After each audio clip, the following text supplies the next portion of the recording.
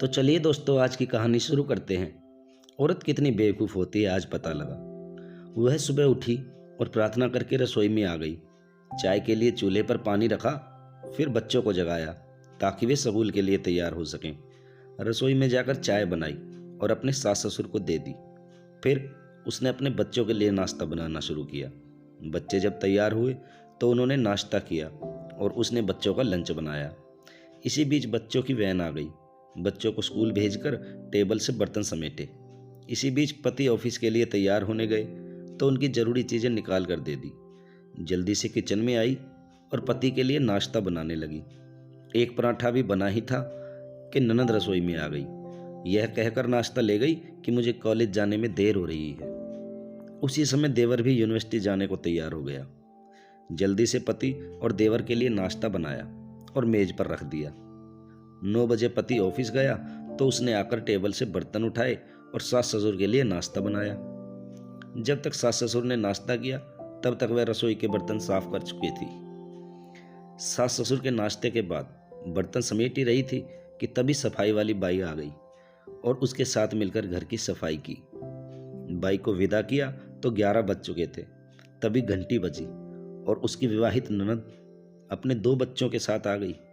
मेहमानों के लिए जल्दी जल्दी चाय और उनके साथ कुछ नाश्ता बनाया। लगभग 12 बज रहे थे। वह जल्दी से रसोई में खाना बनाने गई तो पीछे से सांस की आवाज़ आई, आज अपनी ननद के लिए कुछ अच्छा बनाना। उसने ननद के लिए स्वादिष्ट खाना बनाया और जल्दी जल्दी रोटी बनाने लगी क्योंकि 1 बजे थे और उसके बच्चे आने वाले थे।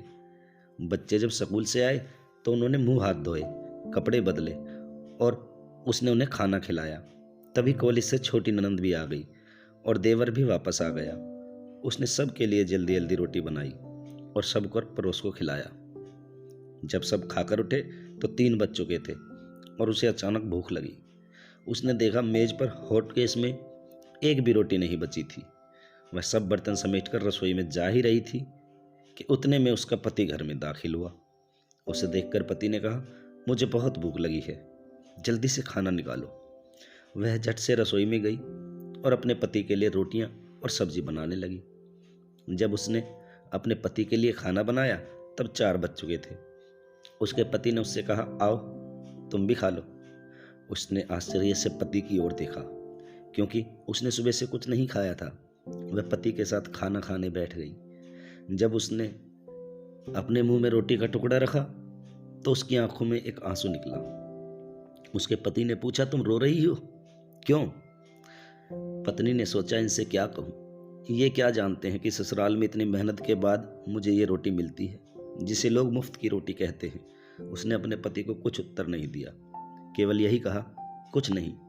उसके पति ने कहा, औरत कितनी बेवकूफ़ होती है, बिना कारण के ही रोने लग जाती है। कहानी पसंद आए तो लाइक और शेयर करना ना भूलना दोस्तों।